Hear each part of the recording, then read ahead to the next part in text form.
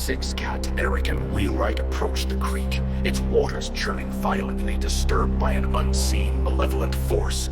Fish, turtles, frogs, and snakes, now grotesquely transformed, writhed in the water, their eyes glowing with a sickly, unnatural light.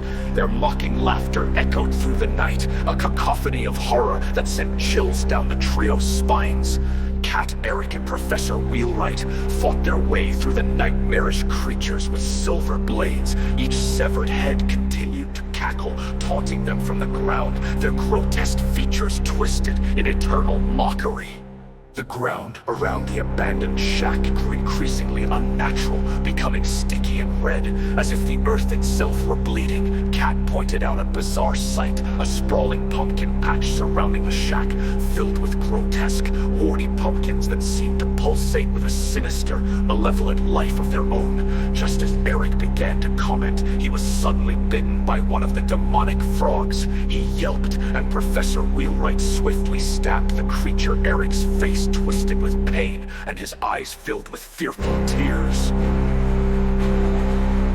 "I'm fine," Eric insisted, though his Batman t-shirt was now tight and stretched as his limbs elongated, and his fingers sprouted leathery wings. Cat, her voice breaking with sobs, noticed the horrifying changes. "You're not," she said, her heart breaking. Eric, struggling against his transformation, managed to say, "I'll fight with you as long as I can," but his voice cracked with emotion. "You have to cut off my head when I lose control." Professor Wheelwright, his face lined with exhaustion and grim determination, nodded.